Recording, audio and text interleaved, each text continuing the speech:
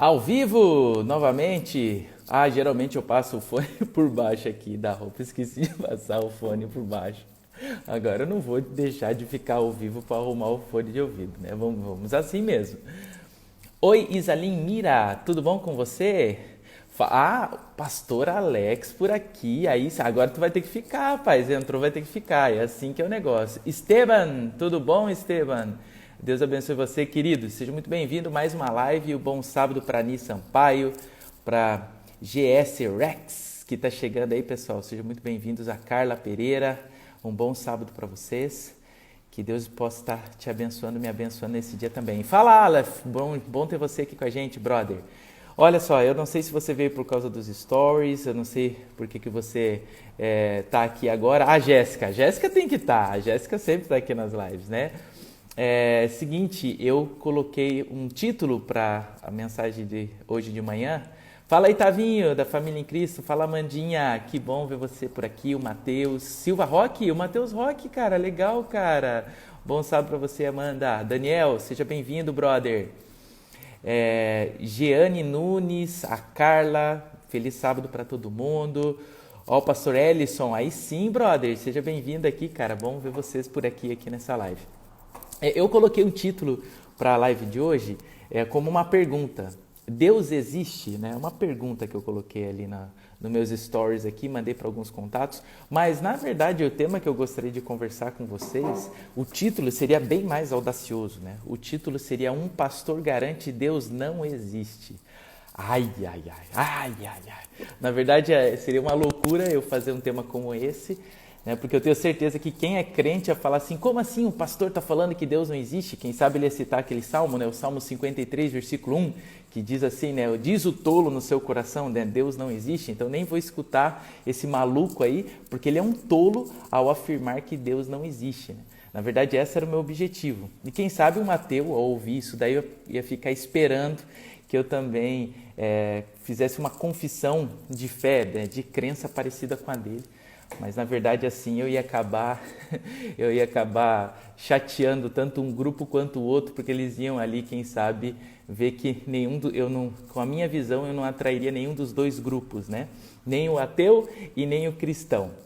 Bom dia, aí o Eros, o Cláudio, que bom que você está aqui com a gente, o Arthur, a Pati, eu vi que a Liz entrou também. Lei Oliveira, sejam bem-vindos, um bom sábado para vocês. O tema de hoje, então, por mais que eu coloquei Deus existe, um ponto de interrogação, o título que eu gostaria de dar é Deus, um pastor garante Deus não existe. É uma brincadeira com o nome do livro de Anthony Flew, Um Ateu Garante Deus Não Existe. Então eu queria conversar exatamente sobre isso, sobre como que a gente pode estar comprovando, né, a existência de Deus. Como é que eu falo para uma pessoa que não acredita sobre? Então, se você gostar depois, não compartilhe agora com ninguém que seja ateu esse vídeo, essa live. Eu sei que algumas pessoas acabam mandando aqui, né, o vídeo para algumas pessoas. Se você quiser mandar para um amigo seu, você fique à vontade. Eu descobri um recurso que é muito legal. Se você quiser fazer algum comentário para ter certeza que eu vou ler, e se você quiser que esse comentário apareça para todas as pessoas, fique fixado por um tempo, você ao lado do comentário, você pode clicar naquele pontozinho de interrogação e aí eu posso selecionar o seu comentário para aparecer para todo mundo e eu posso responder a sua pergunta, tá bom? Então, enquanto eu vou conversando, se você quiser compartilhar alguma das suas percepções, se você quiser fazer uma pergunta, você fica à vontade. Bom, eu já vou começar direto respondendo a pergunta que eu propus para você, como brincadeira também, né? Deus não existe, um pastor está falando isso, onde já se viu, né? Eu comecei agora há pouco fazendo essa introdução. Na verdade, se você for ver uma definição do que é Deus, e eu tenho certeza que vai cair a minha live daqui a pouquinho, pessoal, por causa eu tenho um limite de tempo aqui, então ele vai dar uma travada, mas vai voltar, tá bom? Eu tenho um limite de 30 minutos por dia, eu sempre esqueço de tirar isso daqui quando eu vou fazer as lives, então em algum momento vai dar uma congelada, eu só vou digitar a senha e vai voltar. Quando eu falo sobre a existência de Deus, você tem que ver qual que é a definição do que é algo que existe. Se você procurar em qualquer dicionário, você vai descobrir que para existir é necessário ter um começo e ter um final. Por exemplo, meu filho Bernardo. O filho Bernardo nasceu dia 8 de março de 2017. O que isso significa? Que antes de 8 de março de 2017, ele não existia aqui em nosso mundo. Ah, mas ele estava na barriga da sua esposa, da Juliana. Mas em 2015 o Bernardo não existia. Em 2014 o Bernardo não existia. Eu em 1980 não existia. Para você existir precisa ter um começo. E para você existir precisa ter um final. Meu pai faleceu em 2016. Hoje, infelizmente, meu pai não existe mais. Ele deixou de existir. Por quê? Porque acabou a existência dele. Hoje eu não tenho mais contato com ele. Então, tudo que esse é uma das definições, né, sobre a existência, é que tudo que existe precisa ter um começo e ter um final. Nesse ponto de vista, eu posso afirmar para você com toda a convicção que Deus não existe. Porque existem muitas perguntas sobre a origem de Deus. Deus não teve origem. Ninguém criou Deus, porque se alguém criou Deus, Deus ele deixa de ser Deus. Para ser Deus, ele precisa... Como é que ele surgiu? A gente tem dúvidas, né? Deixa eu ver aqui, ó. Olha só, eu vou até deixar aqui, ó. Se uma pessoa diz que não acredita em Deus, por que ela reclama tanto e culpa Deus por isso? Eu vou responder essa pergunta, Aleph, e aí depois eu vou continuar o tema. Geralmente, isso é bem interessante, você pode fazer uma pesquisa, geralmente as pessoas que não acreditam em Deus, os grandes ateus, os maiores pensadores do mundo que defendem o ateísmo, são pessoas que tiveram algum problema com a sua criação, principalmente com seu pai. Pessoas que têm uma visão distorcida de paternidade são pessoas que não conseguem entender Deus como pai. Então eles começam a culpar a Deus e começam a não conseguir ter um bom relacionamento com Deus em virtude do seu mau relacionamento que ele tinha com o seu pai terrestre. Então a pessoa não acredita em Deus, por que ele reclama tanto e culpa Deus? Daqui a pouquinho eu vou chegar em um dos argumentos e aí você vai poder entender um pouco mais, beleza? Olha aí que legal, apareceu, gostaram da ferramenta? Olha só, estou aprendendo, estou estudando esse negócio aqui. Mas continuando, para você existir nessa concepção, você precisa ter um começo e você precisa ter um final. Seja bem-vinda, Raquel. Fala, Douglas, que bom que você está aqui. Eu estava conversando com o Douglas no final de semana passado exatamente sobre esse tema. Então, para você existir, tem que ter um começo e tem que ter um final. Deus não tem começo e Deus não tem fim. A Bíblia mesmo fala em Apocalipse 22, né? Ele se diz, eu sou o começo e o fim. Não existe começo para Deus, não existe fim para Deus. Então, se não existe começo para Deus, não existe fim para Deus, isso significa que Deus não existe. É lógico que a definição que nós temos sobre existência também diz que é quando algo é real. Então, nessa concepção de existência, Deus sendo real, é lógico que nós acreditamos que Deus ele é real, mas não na concepção de existir tendo começo e tendo final. Como foi a origem de Deus? Não há origem de Deus, porque Deus, ele é eterno. E ele é eterno tanto para o passado, quanto ele é eterno para o futuro. Muita gente só pensa em eternidade no futuro. Deus é eterno para trás também. Deus não é só eterno para frente. Então, nessa concepção, Deus, essa concepção de tempo, Deus não existe. Deus, ele é eterno. Então, às vezes, quando eu vou conversar com um ateu, o ateu fala para mim assim, mas eu acredito que Deus não existe. Eu falo, eu também acredito que Deus não existe. Ele, como assim? Eu acredito que Deus é. Eu e você que está acompanhando aqui, que nem o Emerson, que nem o meu brother Paulo entrou aqui, que nem o Kiko de la Rocha entrou aqui, o Bruno que está me dando oi, eu e você, galera, nós existimos. Deus não existe. Deus é. Deus é. Por isso que ele se apresenta com o nome Eu Sou. Você sabe que o presente não existe. Eu agora, tudo que eu estou falando já passou. Se você acabou de entrar agora, você já perdeu o que eu falei. Por mais que a gente diz que o hoje é um presente. Hoje nós estamos vivendo o hoje, o agora. Isso é presente. Na verdade, o presente não existe. Porque o que eu acabei de falar já ficou no passado. O futuro também não existe. O presente é apenas uma definição. Voltou. Falei para você que ia dar uma travada por causa do meu negócio de tempo aqui, mas voltamos. Então, o futuro, ele é uma definição filosófica do que ainda não aconteceu, mas vai acontecer. E o passado é o que já passou. Então, o presente, ele não existe. O presente, todo momento, ele está ficando no passado. Então, quando Deus ele fala, eu sou, isso é muito forte. Porque ele está falando que ele é o único que pode ser antes, pode ser depois e que está no momento. Deus ele é eterno. Então, nessa concepção de falar que Deus existe porque tem um começo e um fim, não, Deus não existe, Deus é. E quando eu converso com um ateu, eu falo sobre isso para ele, né? Eu falo que, na minha concepção assim, Deus também não existiria. E eu gosto de fazer uma pergunta para um ateu e eu gostaria de ajudar você, né? Ou se você compartilhar esse vídeo, quem sabe chegue em você, que infelizmente não acredita em Deus, ou você seja feliz por não acreditar em Deus. Mas eu gosto de conversar um diálogo com uma pessoa que não acredita em Deus, fazendo sempre uma pergunta. Se a pessoa ela se diz ateu, ela precisa ter certeza, convicção que Deus não existe. Para ela, Deus não existe. Não, para mim, Deus não existe. Eu tenho convicção. E eu sempre começo perguntando para o ateu, você tem certeza, você tem plena convicção que Deus não existe? E geralmente, uma pessoa pensante não vai falar assim, não, eu não posso afirmar com tanta convicção que Deus não existe. E aí eu volto à pergunta, eu falei, então você não é ateu. Porque se você não tem convicção e para afirmar que Deus não existe, você não é ateu. Você provavelmente é um agnóstico. E a maioria dos ateus nem sabe definir direito o seu ateísmo. Existem pessoas que só são ateus, estão nesse mundo de dizer que Deus não existe, porque ninguém apresentou provas concretas, argumentos racionais para ele acreditar.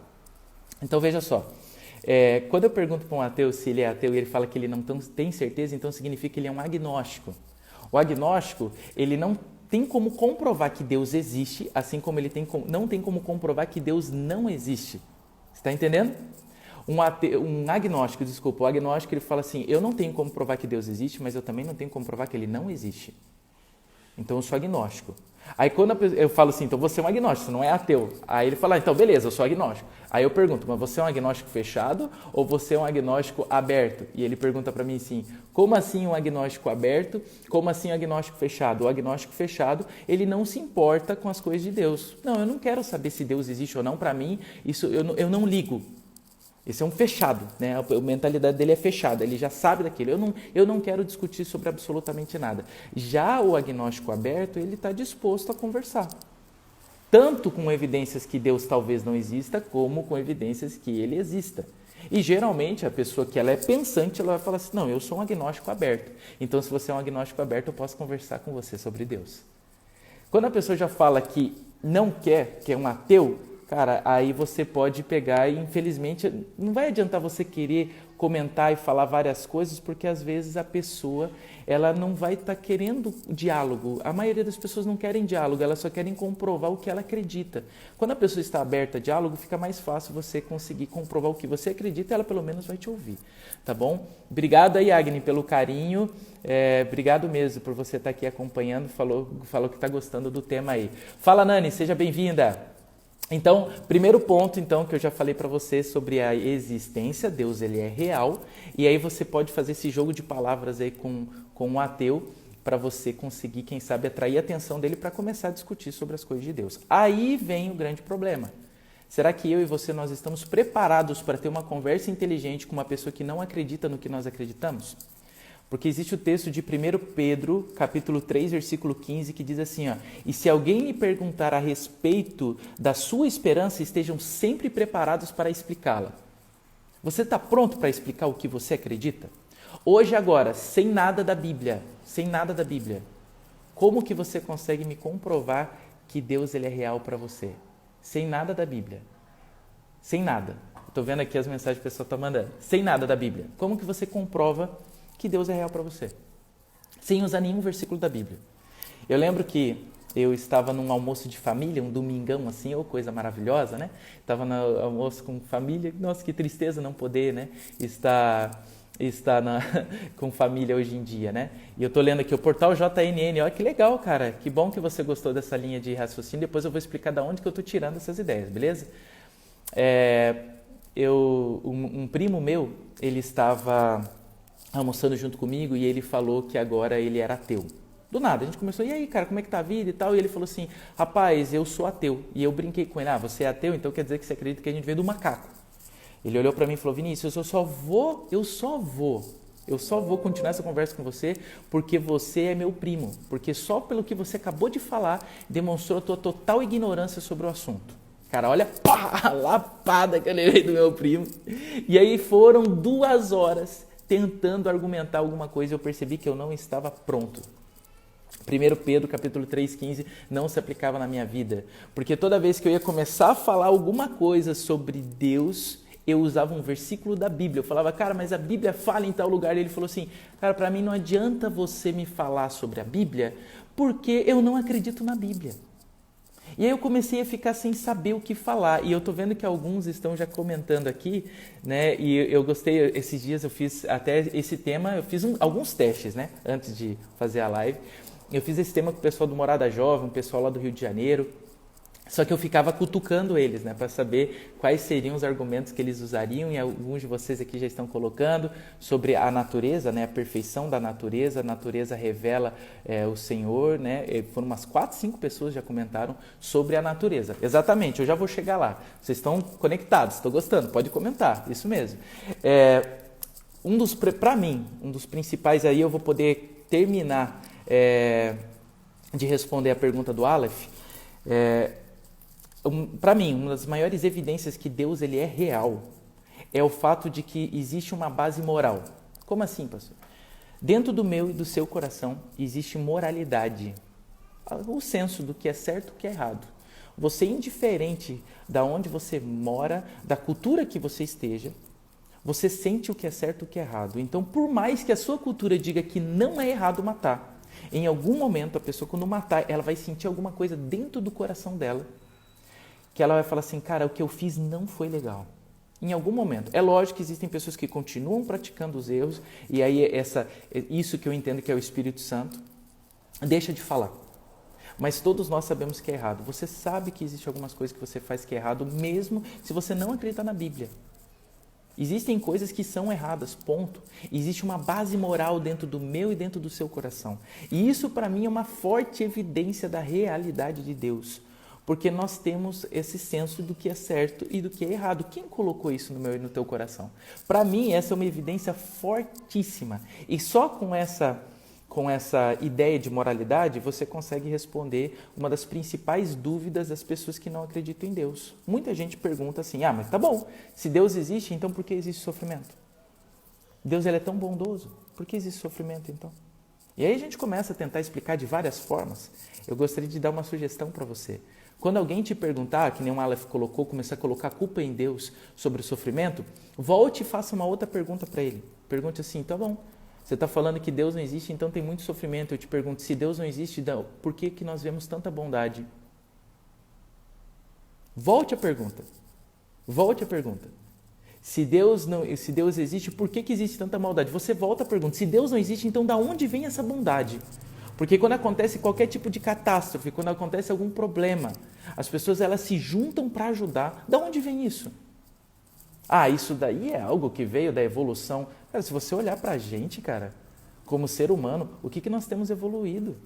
Nós não estamos evoluindo, muito pelo contrário, o ser humano cada vez é pior. Ele é pior. Então, na verdade, nós estamos em degradação. Então, quando alguém perguntar para você por que existe sofrimento, Deus é bom, por que isso acontece? Pergunte para ele. Então, por que existe tanta bondade no mundo? Porque existem pessoas que adotam uma criança que nunca viram e a tratam como filho. Porque existem pessoas que tiram do seu dinheiro, da sua renda, às vezes do pouco, para ajudar comprando uma cesta básica para o outro. De onde vem isso? Eu entendo que isso é base moral. Isso é uma evidência fortíssima da realidade de Deus. Deus, ele existe desse formato, porque você vê a base moral. Outro ponto que muitos de vocês comentaram, falando sobre a natureza, existe um termo mais científico para a gente conseguir falar sobre a natureza, que é chamado de design inteligente. Segundo esse formato de você ver a natureza, você percebe que existe uma perfeição, uma complexidade na natureza que realmente fica muito difícil de acreditar que isso não foi feito por alguém, que não há um autor por trás de tudo isso daí. Quando você vê essa beleza toda, né? Eu até anotei algumas coisas que eu achei extremamente interessantes. Por exemplo, o Galileu Galilei, ele é um físico, né? É astrônomo italiano, ele disse há mais de 400 anos que Deus usou a matemática como alfabeto para escrever o universo, né? E matemática é difícil, né? A Nani está falando, design inteligente, isso mesmo. Paulo Vitor, tanto é que as leis morais naturais do ser humano se equiparam às leis de Deus. Exatamente, Paulo. É impressionante isso. Aí alguns falam assim, mas as culturas são diferentes. Mas tudo bem, nas culturas tem o que é certo e errado da mesma forma. Então você está vendo aqui, agora o design inteligente. Outro dos grandes aí, o Leonardo Fibonacci, não sei se você já ouviu sobre esse nome, ele descobriu um padrão numérico que se repete em várias coisas da natureza e por isso eles homenagearam agora o Fibonacci e ele tem ele faz como se fosse uma espiral assim, né? Ele pega quadrados e faz uma espiral com isso e ele viu uma repetição dessa espiral em vários lugares. Na nossa orelha, você tem essa espiral aqui no nosso cabelo, no nosso redemoinho. Quando realmente forma um redemoinho para um furacão, você vê isso, por exemplo, nas flores, nas pétalas de rosa, você vê isso nas ondas do mar, você vê essa repetição no caracol, excelente. Obrigado por você ter me lembrado aí, Franca. Você vê isso em vários lugares. E quando você vê essa repetição em tantos lugares, não tem como você dizer que isso daí é por acaso. Existe uma mente inteligente por trás de todas essas coisas.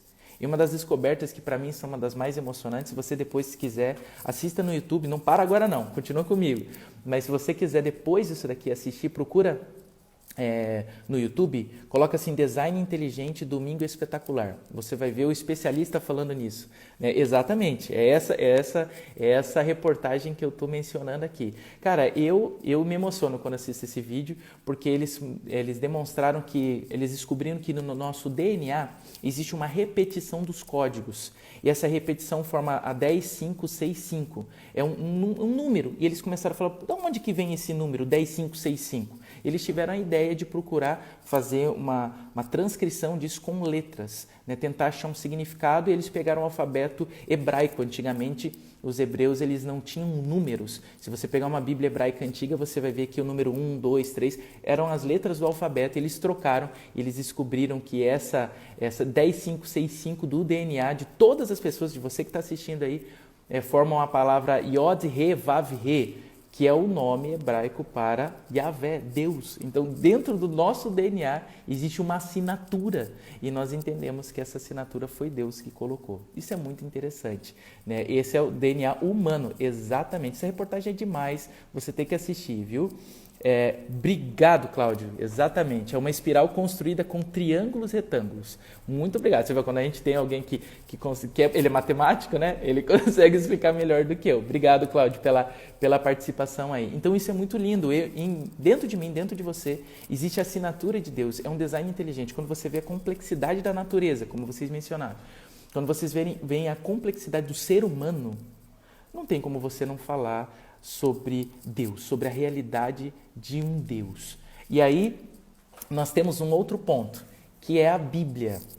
Veja só, a Bíblia é o livro dos paradoxos, né? Ele é o livro mais lido, mas também é o mais desconhecido. É o mais amado, mas o mais odiado. É o livro mais obedecido e o mais escarnecido. É o mais pregado e o mais combatido, né? A Bíblia, ela é o livro dos paradoxos, né? Então, mas quando você olha para ela, você percebe que é um livro que ela se manteve durante tanto tempo, e indiferente da sua religião, indiferente da sua denominação, nós precisamos ao menos respeitar a Bíblia, né? Por quê? Porque é o livro mais vendido da história, é o livro mais traduzido da história. A arte, ela recebe inspiração da Bíblia. Você tem a arte recebendo inspiração da Bíblia. Você tem as leis sendo feitas graças à Bíblia. Você tem tanta coisa que é influenciado por causa desse livro, né? Escrito em mais de 35 gerações, por mais de 40 autores que nunca tiveram uma reunião de pauta, e quando você lê a Bíblia, você percebe que existe uma linha que guia do começo ao final. Então a Bíblia, ela é impressionante, e ela durou e ela permanece até hoje, né? Então, quando você olha para a Bíblia, não tem como você não se impressionar e, no mínimo, dar, de certa forma, a opção de dúvida para esse livro. No mínimo, no mínimo. E tanto é que hoje nós só temos a imprensa, né? A imprensa, que é impressão de letras, graças a Gutenberg. E por que Gutenberg ele quis imprimir alguma coisa? Porque ele quis imprimir uma Bíblia. Então, foi aí uma equipe aí de 40 pessoas por quase 3 anos para conseguir fazer a primeira Bíblia em 1456. O livro foi vendido por $50 mil, o livro mais caro até então. Então, a Bíblia, ela de fato, ela é impressionante. O problema é que nós, como cristãos, nós não temos a lido, né? Nós não temos a lido. E como o Aleph falou, né? Ele tem que ir para a escola sabatina, mas esse tema aqui, ó, Aleph vai continuar aqui por 24 horas, e ele tem muito a ver com essa lição que nós, como adventistas, estamos estudando, o nosso guia de estudo semanal, está falando exatamente sobre a preciosidade da Bíblia, por isso que eu decidi fazer isso daqui, ó, né? Fazer esse tema aqui. E como Alisson, olha, eu gostei, paradoxos bíblicos, servir para ser servido, morrer para viver, ser humilhado para ser exaltado, etc. Esses paradoxos são demais, são mesmo, Alisson, são demais mesmo. Então veja só, que nós como cristãos, já que eu estou falando sobre Deus existir, muitas vezes nós como cristãos parecemos que somos cristãos ateus, porque nós vivemos como se Deus não existisse. Nós entendemos que esse livro pode nos ajudar a ter uma vida melhor, a ter um encontro com o nosso Salvador, mas nós não a lemos. Por exemplo, o Instituto Barna, na Califórnia, ele fez uma pesquisa e ele descobriu que 93% das pessoas que eles entrevistaram, eles tinham uma Bíblia em casa. Quem que não tem uma Bíblia em casa, né? Só que dessas pessoas, apenas 12% liam a Bíblia diariamente. 12%. E desses, 38% liam esporadicamente. Ou seja, uma vez ou outra, uma vez na semana, uma vez no mês. E desses entrevistados, 42% eles não concordavam que a Bíblia é a legítima palavra de Deus. E que ela não está totalmente correta nos seus ensinos. Que talvez tenha sido alterado pelos seres humanos. E aí eles fizeram algumas perguntas sobre o conteúdo bíblico. E eles descobriram que 69% acreditavam que a expressão Deus ajuda quem cedo madruga estava na Bíblia. É bíblico, como diria o Haddad, né? 48% achavam que o livro de Tomé fazia parte do Novo Testamento e 58% não souberam responder quem escreveu e quem pregou, o Sermão da Montanha. Seria cômico se não fosse trágico. Infelizmente, nós como cristãos, hoje nós não temos lido a Bíblia. E a Bíblia, às vezes, ela tem caído em descrédito, porque nós não a lemos, não a estudamos. E muitos têm uma dúvida, né? Mas ela não foi alterada com o passar do tempo? Como é que eu vou usar a Bíblia agora, quando você estiver conversando com uma pessoa, demonstrando, né, sobre como a Bíblia é importante para você? Geralmente vai surgir a pergunta, mas a Bíblia ela não foi alterada com o passar do tempo e tal? Veja só, uma das coisas que eu acho mais impressionantes na Bíblia é que ela menciona o erro dos seus personagens. Que livro que você tem que ele faça isso? Você, quando olha para trás, você olha para o passado, você olha para os livros egípcios, você olha para as histórias da Idade Média, você tem as grandes vitórias dos reis, você não tem o que eles fizeram de errado. A Bíblia você tem vários fatores assim que você fica impressionado, como pode Pedro, aquele que foi o responsável para começar agora a igreja, ele é um cara assim que ele tem dúvida, ele vai entrar na água porque ele pede para andar sobre as águas, mas ele não consegue andar. Você olha que ele pega uma espada e vai cortar a orelha do cara, não tinha nada a ver, o cara estava maluco, por que ele estava fazendo isso? Você vê os erros dos seus personagens, isso é muito impressionante. E existe um ponto que é pouco mencionado, mas a Bíblia existe de fato alguns errinhos, e olha as aspas aqui, né? Alguns errinhos. Então, por exemplo, o que estava escrito em cima da cabeça de Jesus quando Jesus foi pregado na cruz? O que estava escrito ali? INRI. E o que significa INRI? O que significa? A Nani falou, tipo a história de Davi. Mas o que significa INRI? Você sabe o que significa? Fica difícil falar o significado porque os 4 evangelhos falam uma coisa diferente. Cada evangelho fala uma coisa diferente. Jesus, em um texto, ele fala assim, não leve bordão, em outro aparece que ele fala para levar. Você tem Marcos cabeção. Marcos é cabeçudo, cara. Escreveu um evangelho, mas foi cabeção. Porque várias vezes ele falava assim, como dizia o profeta Jeremias. Foi Isaías, Marcos. Você tem Paulo, por exemplo. Paulo, ele estava lá escrevendo o livro de 1 Coríntios, que eu estou lendo agora. Ele fala assim, por que vocês estão brigando? Quem batizou quem? Eu não batizei ninguém de vocês. Eu só, batizei ali, ó, fulano, ciclano. Verdade, batizei. Não batizei mais ninguém. Quem batizou foi Apolo. Mas, lembrei, tem mais esse aqui. Você está percebendo? Então, existem alguns equívocos dentro da Bíblia, nada que influencie no plano da salvação. Mas pense comigo, se fosse para mudar alguma coisa na Bíblia, o que mudariam? Eu mudaria isso. Eu tiraria isso. Eu sou escritor hoje. Graças a Deus, eu fico muito feliz de poder falar que hoje eu sou escritor. Eu entendo que eu escrevo um pouco, entendeu? Deus me deu esse dom. Quando eu vou pegar minhas obras, eu tiro tudo que parece que não está legal. O que mudariam? Eles mudariam exatamente o quê? Exatamente o que está errado. Tiraria esse tipo de coisa. E como bem o Alisson falou, né, exatamente, essa é uma frase épica, né? Todo tradutor ele acaba sendo um traidor e às vezes a gente não consegue ter toda a riqueza do texto porque é uma tradução que nós temos, né?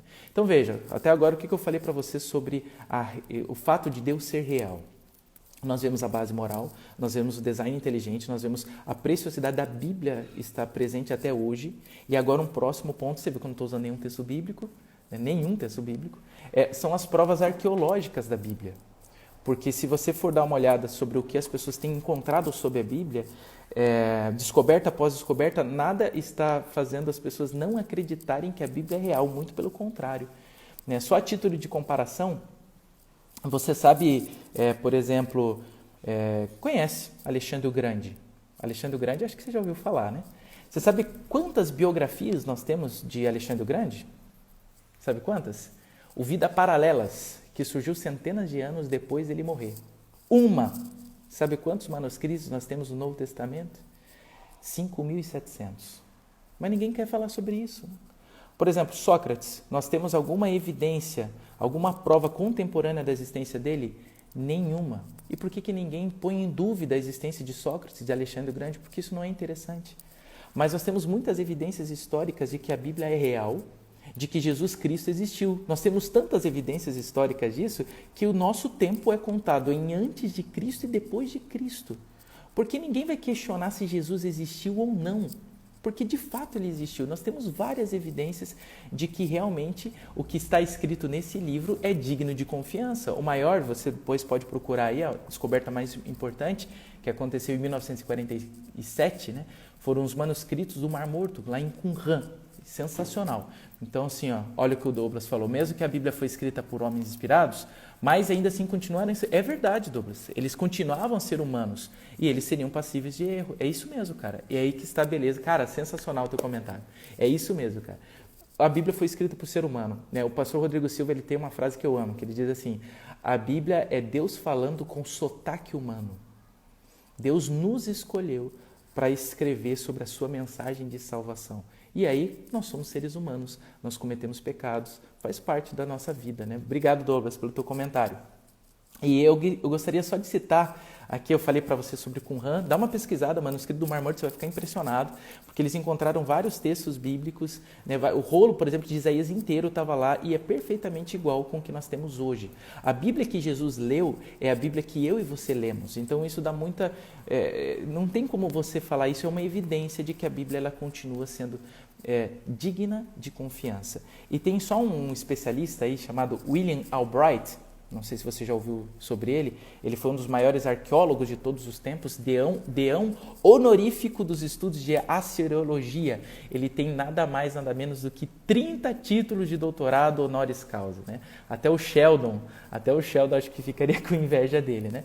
E olha só o que ele disse num dos seus comentários, nas suas palavras. Não há a menor dúvida de que a arqueologia confirma a historicidade substancial da tradição presente no Antigo Testamento. Descoberta após descoberta, tem confirmado a exatidão de inúmeros detalhes e feito crescer o reconhecimento da Bíblia como uma valiosa fonte histórica. Olha que impressionante, cara. Olha que texto impressionante. Um dos maiores falaram assim, não tem como você dizer que isso aqui não é real. A Bíblia, ela é real. Você tem, por exemplo, evidências históricas de Jesus, como eu já mencionei para vocês. Flávio Josefo comenta muito sobre Cristo, né? Então nós temos evidências da Bíblia, nós temos evidências de Jesus. E Jesus, ele lia a Bíblia. Se Jesus, ele lia a Bíblia, eu e você, nós também podemos ler.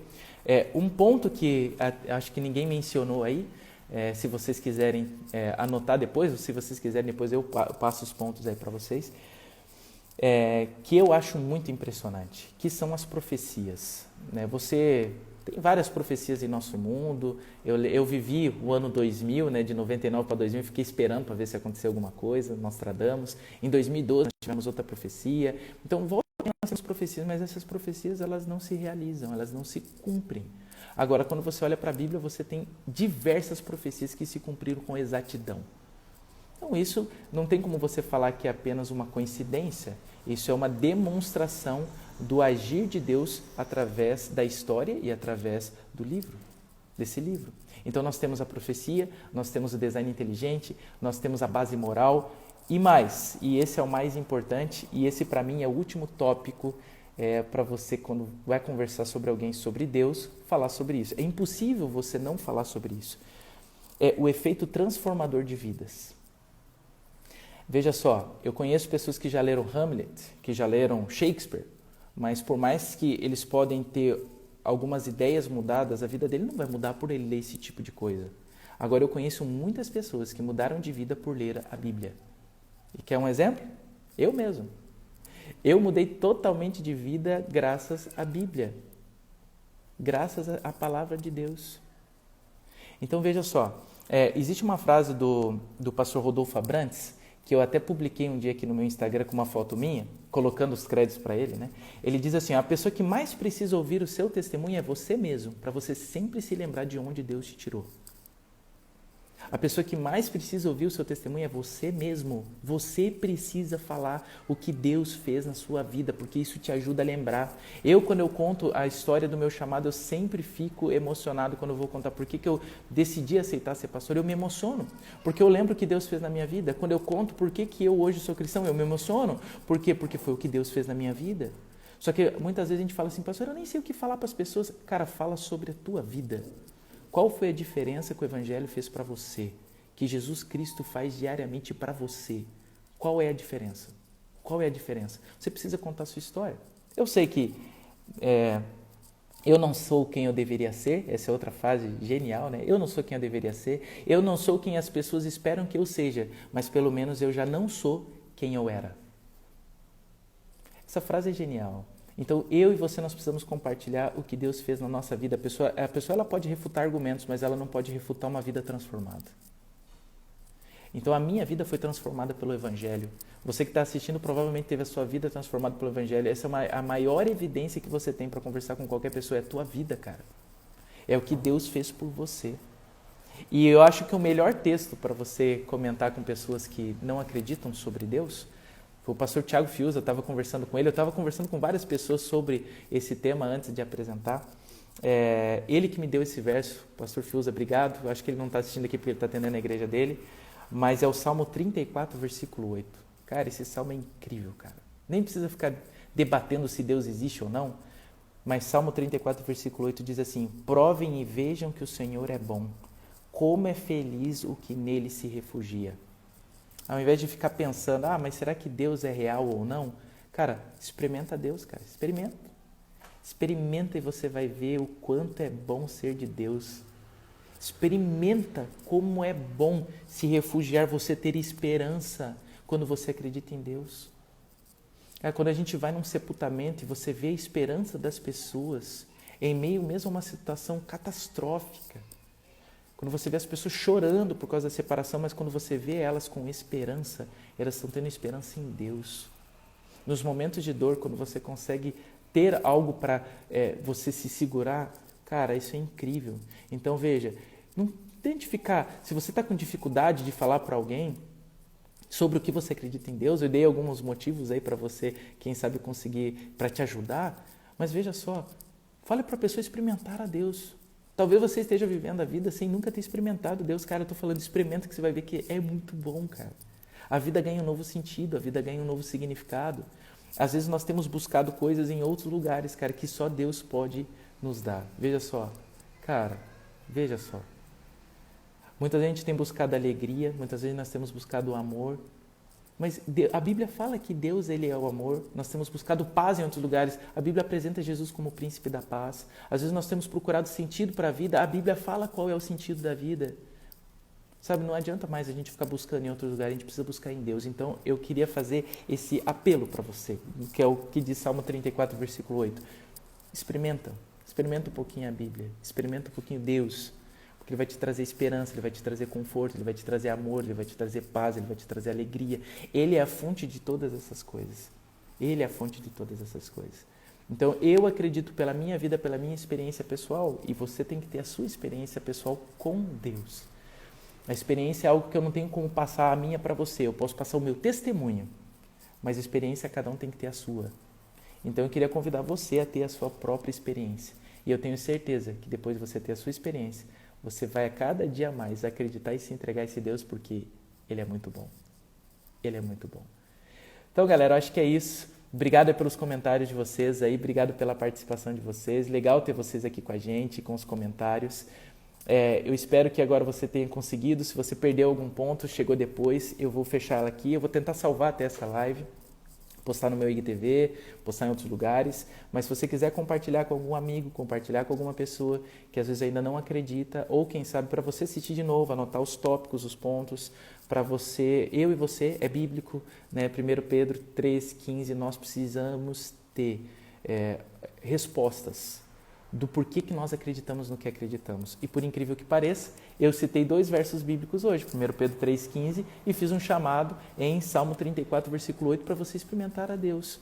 Então, essa conversa aqui, que durou o quê? 40 minutos de conversa, eu usei 2 versos da Bíblia. E agora eu vou contar para você de onde que eu tirei a maioria das ideias. Foi do livro Eu Não Tenho Fé Suficiente para Ser um Ateu, de Norman Geisler. Cara, por favor, vá atrás desse livro. Esse livro é incrível, todos nós deveríamos ler. Você encontra ele facilmente em PDF, está disponibilizado aí. Então, Eu Não Tenho Fé Suficiente para Ser um Ateu é uma baita de uma dica. Lembra do meu primo? O meu primo, ele estava lá falando que não acreditava em Deus, e eu recebi essa dica. Eu comprei o livro para ele e eu li o livro. E aí, na próxima almoço, a gente começou a conversar e eu já tinha muitos argumentos que ele não tinha mais. Então, foi impressionante. Hoje ele voltou a acreditar em Deus, porque Deus é bom. Ele voltou a experimentá-lo. Eu quero convidar você a experimentá-lo a cada dia, porque ele muda a gente, ele nos transforma. E não se esqueça, a maior evidência da existência de um Deus, a realidade de existir um Deus, é que Ele transformou a tua vida. Ele transformou você. Você já não é mais quem você era. Isso para mim é impressionante. Amém? Vamos orar então, pessoal? Vamos orar? Feche seus olhos aí onde você está, para a gente conversar com esse Deus. Muito obrigado, Senhor, pela conversa que nós tivemos. É impressionante quando a gente olha para a natureza, quando nós olhamos para essa base moral que nós temos dentro de nós, quando olhamos para as profecias, quando olhamos para as vidas que o Senhor transformou, como nós não podemos negar que realmente o Senhor é real. Por favor, Senhor, ajude essa pessoa que está assistindo essa live nesse momento ou que vai assistir depois, a entender o quanto o Senhor é bom e que todos nós possamos experimentá-lo mais, porque é uma bênção se refugiar em Ti. Por favor, abençoe cada uma dessas pessoas, nos dê um bom dia na Tua companhia, tenha misericórdia de nós e nos salva para a Tua graça, nós oramos. Amém. Amém, pessoal. Muito obrigado mais uma vez. Que Deus te abençoe e tenha um excelente sábado na companhia desse Deus maravilhoso. Valeu? Até o próximo sábado. Ou, quem sabe, né? Sem isolamento, quem sabe de volta na igreja. Valeu, galera!